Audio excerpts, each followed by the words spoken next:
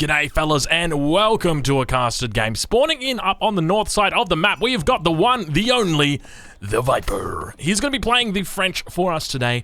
The map is Boulder Bay. Very curious spawn that we've got here today. He's going to be going up against Vortex, who is down in the south side of the map, playing in the color red. Going to be playing the Rus for us today.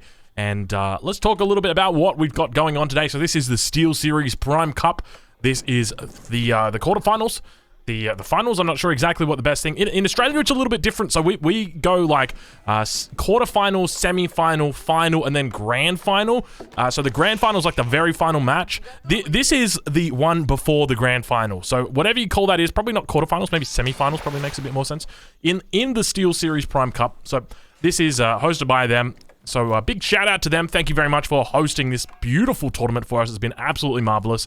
The winner of this series will go through to the grand final and we'll be playing for that $20,000 prize pool. So let's take a look at what we've got today. So this is Boulder Bay and just some very curious starts. Viper has got no deep sea fish whatsoever. Literally nothing. And this is something that I've talked about many times before, that if it came to a tournament setting and a player didn't get deep sea fish, that it is quite literally, like, I can't even fathom what must be going through Viper's head right now. There's nothing worse than to put that dock down and, like, you literally have nothing. And then he's gonna come out and he's gonna search. You can see, like, how far away this fish is. And he's gonna search and he's not gonna find anything with his fishing boat. And this is gonna be incredibly tough for him because one of the things that he's gonna have to deal with is that he is playing against the Rus as the French. So one of the things to remember when it comes to water maps, there's a little bit of a rock, paper, scissors at the moment in the current meta. And the way that it works is you've got French here, which are the rock, the paper, the Holy Roman Empire, and the scissors, which are the scissors are the Rus, and the paper, gosh, you know what? There's a triangle. You can see actually Viper out here looking for the deep sea fish. He is pulling his hair out right now. There's a triangle. Rus, Holy Roman Empire, and the French. And they all have a specific way to counter each other. Viper, oh my god, look at this. He still doesn't spot this deep sea fish. He is screaming right now. He's saying, where the hell is my fish, John? Oh my gosh, and now he's just going to have to go back to his base empty-handed. Meanwhile, you know, his opponent, who's actually playing Rus and doesn't actually care about whether he's got deep sea fish or not, because he can just go anywhere onto the map, has got them literally at his dock. So that is absolutely huge. So just to talk a little about that, so the French gets countered by the Rus. Why is that? Because the French ships, the Hulks, they are the slowest ships that are available in H2. And they get countered by the nimble ships that the Rus has access to, the fire ships, or not the fire ships, rather, the attack ships that they've got, the Lodger attack ships. Now, those Lodger attack ships, they have got a lot of speed, but they don't have a lot of brawn like the Holy Roman Empire attack ships have got. So that is the galley, I want to say, the galley. And so that galley, it is fast enough to escape from the attack ships, but at the same time strong enough to deal with the attack ships of the Rus, so it counters them.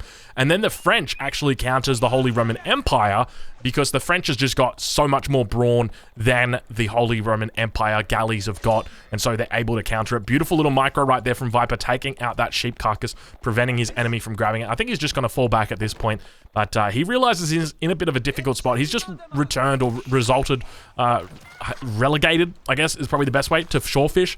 Never feels good to be doing this, but he's going to be heading back towards his side of the map. He's able to chase these two scouts back as well. But look, even if that wasn't the case, even if Viper still somehow had deep sea fish right here, he's still going to have a really difficult time in this matchup, just because, as we mentioned, he is going up against the Rus, and the Rus, so what you can expect to happen is Viper is going to be making hulks. He's going to look to add in a second dock, as he's doing right now, and then he's going to be training hulks 2 at a time. And the issue is he can't really push out, because if there is ever a point where he tries to push out, he is just going to get overwhelmed by the Rus player, because the Rus is going to have so many more ships than he is going to have. So we'll take a look over at Viper. We'll see how he's doing. So he's going up with the Chamber of Commerce, so no real surprise there. It is a great landmark for these water maps. It really means that with the Chamber of Commerce, you know, Viper is going to be able to get early control over those resources. Keep in mind, though, he's going up against Vortex on the Rus, and Rus is going to have those wonderful, more efficient trades. Second dock now up for Viper, so no delays with that one. And it's really just going to come down on this map to who wins the water. You can technically win this map without holding the water, but you have to plan for it. That's number one. You have to plan for it. And number two is that you have to... I mean, it's really just number one. You have to plan for it if you want to lose the water. Otherwise, you essentially lose the game. So we see that, say, as an example with Chinese. So what you can do with the Chinese is go early dock like this, get a transport ship out, bring your transport ship out and a villager just over here, and then slowly gather up the fish over this side. And that works against French. And then at the same time, transition into a land boom.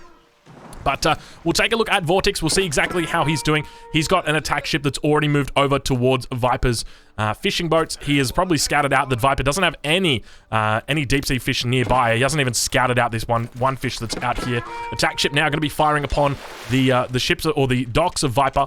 We'll take a look over at his opponent and see how he's doing. No blacksmith dropped down just yet at this point. He's got plenty of fishing boats up. Going to be getting out that second attack ship here as well. And now going to be forcing Viper to retreat back towards the dock. He's only got 5 fishing boats out. All of them have now been put inside these docks, and Viper going to be looking to get some hulks out shortly.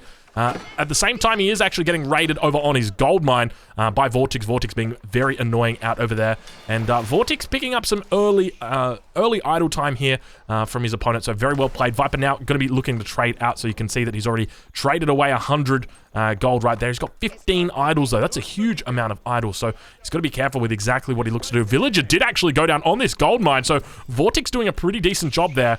And now we're just going to sort of see what happens with the battle. Somehow, Viper has actually managed to get down the health of this dock down to 530, but Vortex did obviously take it out. Second scout going to be moving away. And look at this annoying scout micro here from Vortex. Just putting in so much work and really getting a lot done. Getting more attack ships out now, so beginning to build up. Has he dropped down? It doesn't look like he's dropped down that blacksmith just yet. +1 is very, very effective, especially against civilizations that have got a bit more of the armor. Viper now going to be getting out his first 2 hulks. This is a very, very late hulk. And Viper just feeling... I've got a feeling Viper might have actually been tilted a little bit about just not finding any deep sea fish over here, because I'm just looking back here and I'm just feeling like you saw the 15 idols that he heard earlier. He's going on to a mill now. Oh man, this feels absolutely terrible. 7 Lodger attack ships going to be coming in now and probably going to be able to isolate the hulks before they can even get out. And if that happens, there's going to be so much trouble here for Viper. First hulk going to be coming out. It's only got 2 armor. So it's going to be trying its best to burn this down. You can see it getting out the shots here.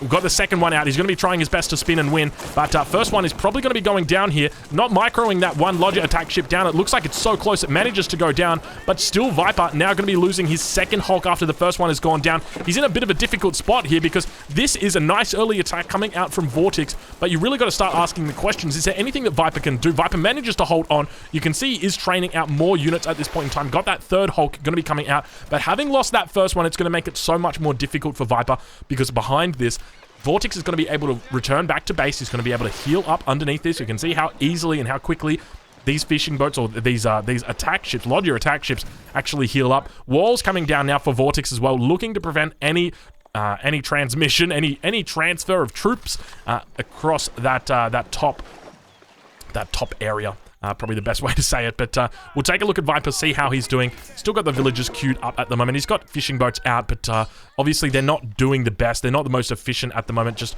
simply because he's only got those normal fish. So I guess if he'd come down this position, he might have been able to get the deep water fish, but still, this is probably one of the worst map spawns that you could ask for. If I got this in a quick search game, I would be... That is a stream ender. Can you imagine getting this in a tournament game for $20,000? Holy shit, man. Viper now going to be in a more difficult spot. We see that huge amounts of Lodger attack ships are heading in towards Viper. He's only got a couple of hulks out. Third one on the way in for him at the moment, but getting focused down. Yet to come through with that extra hulk now.